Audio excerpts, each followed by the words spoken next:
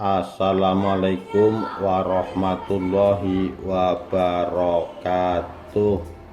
Rahayu Rahayu Sagung dumadi Ki Ageng Pakar dan labuh berisi emas permata.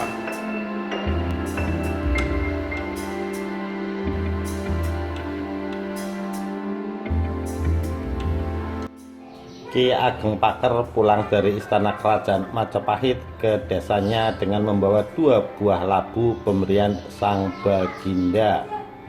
Karena hari telah larut malam, di tengah perjalanan ia bermaksud mencari tempat penginapan. Beberapa tempat ia telah singgahi, namun tidak seorang pun mau menerima Ki Ageng untuk bermalam.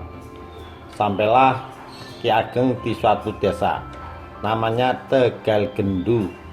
Desa Tegal Gendu merupakan tempat tinggal seorang perempuan janda bernama Nyai Dasirah. Nyai Dasirah hidup seorang diri dengan ditemani seorang pembantu perempuan. Suaminya meninggal karena menderita sakit keras pada saat usia pernikahannya baru berjalan 5 tahun. Dari pernikahan itu, ia tidak dikaruniai seorang anak pun. Nyai Dasirah dikenal sebagai perempuan yang mandiri, ramah dan suka menolong tetangga di sekitar rumah yang butuh bantuannya. Ia dikenal pula sebagai pekerja keras. Nyai Dasirah dengan ditemani pembantunya setiap hari berjualan palawija, singkong, umbi-umbian, kacang-kacangan, dan lainnya ke pasar. Perjalanan dari rumah ke pasar cukup jauh. Untuk itu sehabis subuh ia sudah melakukan perjalanan ke pasar agar tidak ketinggalan pembeli. Meski hidupnya sederhana, Nyai Dasirah suka membantu tetangga sekitar yang sedang mengalami kesusahan. Ia pun suka menyedekahkan sebagian hartanya untuk fakir miskin dan anak yatim piatu. Dengan menyedekahkan sebagian harta yang dimiliki, akan semakin tambah rezekinya. Begitu yang selalu ia sampaikan ketika bertemu dengan beberapa ibu di pasar. Itulah mengapa dagangannya selama ini tidak pernah sepi dari pembeli. Keuntungan yang didapat dari hasil dagangan palawija sebagian untuk ditabung, sebagian lagi untuk disedekahkan ke fakir miskin. Alkisah, sampailah Ki Ageng di depan rumah Nyai Dasirah. Ada keraguan di hati Ki Ageng untuk mengetuk pintu sehingga ia mengurungkan niatnya untuk mencari tempat bermalam. Namun adanya rasa letih akhirnya memaksa Ki Ageng untuk mengetuk pintu rumahnya. Ki Ageng mengetuk pintu rumah Nyai Dasirah pelan. Ki Ageng mengetuknya sekali, tidak ada jawaban. Lalu dicobanya sekali lagi. Pintu terbuka dan muncullah Nyai Dasirah dari balik pintu. Perempuan tua itu mengerutkan keningnya saat melihat Ki Ageng dengan membawa seekor anjing. Ki Ageng datang dengan wajah berpeluh, membawa buntalan lusuh terpanggul dan 2 buah labu di bahu kirinya. "Permisi Bu, saya Wongso Yudo dari desa seberang sana," sapa Ki Ageng. "Ya, ada apa Pak?" tanya Nyai Dasirah ramah. "Bolehkah saya menumpang menginap di sini barang sehari saja untuk melepas lelah?" tanya Ki Ageng sambil menyeka wajahnya dengan tangan. Setelah beberapa saat, Nyai Dasirah akhirnya tersenyum, mempersilahkan tamunya masuk ke dalam rumah. Rasa iba melihat Ki Ageng yang sudah tua berjalan di tengah malam mulai menjalari hatinya. Maka ia pun mengizinkan Ki Ageng untuk bermalam barang sehari. Dengan senang hati Ki Ageng menerima kebaikan Nyai Dasirah. Esok harinya setelah sarapan pagi, Ki Ageng meminta pamit untuk meneruskan perjalanannya pulang ke desa Pakar. Sebagai ucapan terima kasih karena telah memberinya tempat penginapan dan makanan, Ki Ageng memberikan 1 buah labu yang ia bawa kepada Nyai Dasirah. Satu buah labu yang tersisa dibawa pulang untuk oleh-oleh anak dan istrinya di rumah. Setelah Ki Ageng pamit pulang, Nyi Dasirah berniat memasak sayur untuk bekal makanan yang akan dibawanya ke pasar. Namun pagi itu bahan untuk membuat sayur ternyata telah habis. Oleh karena itu, Nyi Dasirah ingin memasak buah labu pemberian Ki Ageng Paker. Ketika buah labu yang akan dimasak itu dibelah, betapa terkejutnya Nyi Dasirah. Ternyata di dalamnya berisi emas berlian dan intan permata yang sangat mahal harganya. Dengan segera disimpannya emas berlian dan intan permata itu di almarinya agar tidak diketahui oleh orang lain. Setelah barang itu disimpan oleh Nyi Dasirah, ia segera meneruskan pekerjaannya memasak buah labu. Ada keinginan Nyi Dasirah untuk mencari orang yang memberi labu tadi dan mengembalikan barang-barang perhiasan tersebut. Namun ia tidak mengetahui nama dan tempat tinggal orang itu. Ia sama sekali tidak mengenalnya. Apakah mungkin ia orang kaya raya yang sengaja menyumbangkan harta kekayaannya? Beberapa hari Nyi Dasirah selalu diliputi tanda tanya. Ia berharap orang itu kembali untuk mengambil buah labu yang telah diberikannya. Lebih dari sebulan ditunggu, orang itu atau Ki Ageng Paker tidak mengambil labunya kembali. Nyi Dasirah berpikir, mungkin ini pintu rezeki yang diberikan Tuhan untuknya. Mengingat itu, serta-merta ia bersimpuh dan menangis. Nyi Dasirah mengucapkan puji syukur atas rezeki yang diberikan Tuhan untuknya. Demikianlah emas berlian dan intan permata yang didapat dari dalam buah labu membuat Nyi Dasirah menjadi kaya raya. Emas berlian dan intan permata itu sebagian digunakan untuk membangun rumah, membeli sawah, dan sisanya untuk modal berdagang. Selain itu, sebagian lagi disumbangkan kepada kaum fakir miskin atau orang yang membutuhkan. Meskipun telah menjadi kaya, Nyai Dasirah tidak lupa membantu orang miskin dan orang yang sedang mengalami kesusahan. Berdasarkan kisah itu, kemudian muncul mitos bahwa masyarakat Tegal Gandu, kota gede, terkenal akan kekayaannya. Sementara itu, Ki Ageng telah jauh memasuki hutan, keluar hutan selama berhari-hari dan menyusuri kaki gunung. Ketika menjelang sore hari, Ki Ageng tiba di perbatasan Desa Paker. Ketika memasuki Desa Paker, dari jauh kelihatan Saridin dan Sriti sudah menunggunya di depan rumah. Ketika sampai di depan rumah, dengan gembira mereka menyalami dan mencium tangan bapaknya. Dari dalam, Nyi Ageng tergopoh-gopoh datang menyalami tangan dan mencium. Melihat barang bawaan bapak yang begitu banyak, mereka bertanya dalam hati, apa saja yang bapak bawa? Setelah beristirahat sejenak, Ki Ageng lantas menceritakan perjalanan mencari sahabatnya, Ki Danapala, sampai diketemukan tempat tinggalnya, yaitu di istana kerajaan Majapahit. Sementara itu, Nyi Ageng dan kedua anaknya mendengarkan cerita Ki Ageng dengan wajah serius. Bapak tidak menyangka sama sekali kalau tamu yang sering datang ke rumah kita beberapa waktu yang lalu adalah Baginda Raja sendiri, yaitu Raja Brawijaya, tutur Ki Ageng. Ki Ageng kemudian menceritakan alasan Baginda menyamar menjadi Danapala.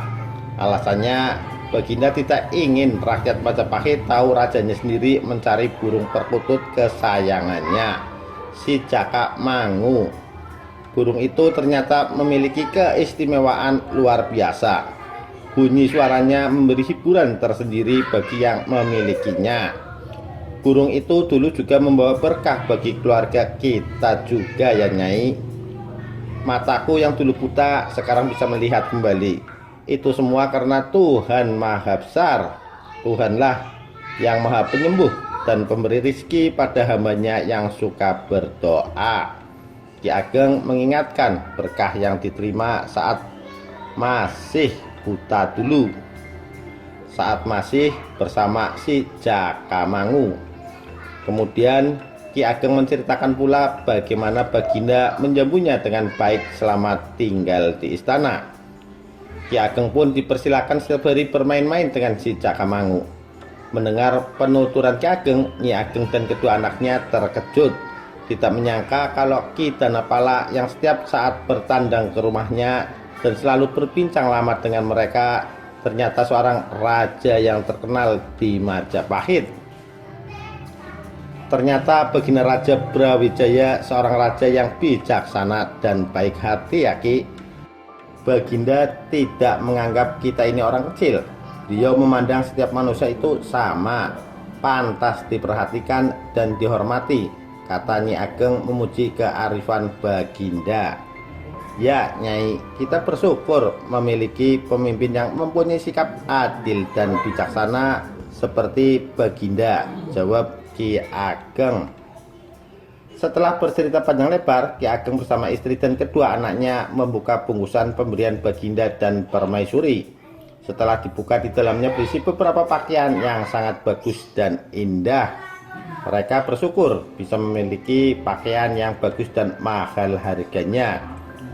Kemudian Ki Ageng menyuruh Saridin mengambil buah labu pemberian Baginda. Labu itu berukuran sangat besar, melebihi ukuran buah labu pada umumnya. Wah, berat sekali labu ini Pak. Dibelah sekarang saja ya, agar segera bisa kita nikmati, tanya Saridin kepada bapaknya.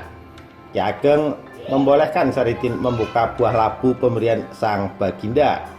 Ketika buah labu itu dibelah, betapa terkejutnya mereka saat melihat di dalamnya berisi emas, berlian, dan intan permata yang banyak sekali. Mata mereka terbelalak tak percaya dengan apa yang dilihatnya. Mereka akhirnya melakukan sujud syukur. Tuhan telah memberi anugerah yang berlimpah kepada mereka. Ki Ageng tidak mengira Baginda telah menghadiahi harta yang begitu banyak untuk keluarganya. Agar Ki Ageng merasa aman dalam perjalanan, Baginda memasukkan emas, berlian, dan intan permata ke dalam buah labu tersebut. Ki Ageng seketika teringat dengan buah labu satunya yang diberikan ke Nyi Dasirah yang telah memberinya makan dan tempat penginapan dulu. Apakah buah labu yang kuberikan ke Bu Dasirah juga berisi emas dan berlian? Tanda tanya muncul di pikiran Ki Ageng. Mudah-mudahan buah itu juga berisi emas dan intan seperti yang ia terima. Ki Ageng tidak kecewa telah memberikan satu buah labu pemberian Baginda kepada Nyi Dasirah. Menurut Ki Ageng, itu memang sudah rezeki yang harus diterima Nyi Dasirah. Tuhan telah memberi rezeki kepada Nyi Dasirah melalui perantaranya, yaitu Ki Ageng Paker. Emas, berlian, dan intan permata pemberian Baginda sebagian dijual oleh Ki Ageng untuk membeli sebuah rumah dengan pekarangan yang cukup luas bagi keluarganya nanti. Selain itu, sebagian lagi ditabung untuk persiapan masa depan anak dan cucunya. Tidak lupa mereka juga menyisihkan 2,5% dari hartanya itu untuk dibagikan kepada anak yatim dan kaum fakir miskin yang ada di lingkungan desa Paker dan sekitarnya. Ya, selama hidupnya Ki Ageng memang selalu nerima ing pandum, menerima pemberian apa adanya. Bahkan Ki Ageng merasa telah banyak diberi nikmat dan karunia yang luar biasa oleh Tuhan. Atas kehendak Tuhan, matanya yang dulu buta kini bisa melihat indahnya dunia, indahnya kehidupan. Ia ingin mewujudkan rasa syukurnya itu dengan membantu mengentaskan warga masyarakat sekitarnya dari kemiskinan. Ia mengajari mereka keterampilan dalam berdagang. Ia pun memberi motivasi mereka untuk giat dalam bekerja dan bercocok tanam. Ki Ageng kini telah menerima buah dari kebaikan, ketekunan, dan kesabarannya dalam memberikan ajaran tentang makna kehidupan pada warga desa Paker dan sekitarnya. Ki Ageng telah menjadi pemimpin warga desa Paker dan sekitarnya yang penuh wibawa dan menjadikan desa tersebut adil dan makmur. Beberapa bulan kemudian, pernikahan Sriti dengan Jaka Samudra, anak seorang pemuka agama yang berasal dari tetangga desa sebelah, dilaksanakan. Persiapan yang cukup rapi sudah dilakukan. Tetangga berbondong-bondong datang ke rumah Ki Ageng untuk mengucapkan selamat kepada sang pengantin berdua. Meski sederhana, berbagai hidangan tampak disediakan, dari makanan dan minuman sampai buah-buahan yang beraneka macam. Tamu undangan yang datang disuguhi kesenian daerah sehingga suasana pernikahan itu bertambah meriah. Tanpa beberapa utusan dari kerajaan Majapahit juga datang pada acara perhelatan itu. Mereka menyampaikan pesan bagi raja yang tidak bisa hadir karena menjalankan tugas negara. Mereka membawa titipan baginda, yakni bingkisan besar berisi beberapa pakaian dan perhiasan. Kedatangan tamu dari kerajaan Majapahit itu menambah sukacita hati Ki Ageng dan Nyi Ageng. Demikianlah waktu berjalan tiada terasa. Kehidupan keluarga Ki Ageng benar-benar bahagia. Kehidupan yang menjadi dambaan setiap manusia. Kini langit di Desa Paker semakin terang berkat kepemimpinan Ki Ageng Paker. Desa itu telah menjadi ramai dan mempunyai kekayaan alam yang berlimpah. Demikian kisah Ki Ageng Paker dengan buah labu yang berisi emas permata. Terima kasih. Wassalamualaikum warahmatullahi wabarakatuh. Rahayu Rahayu Sagung Dumadi.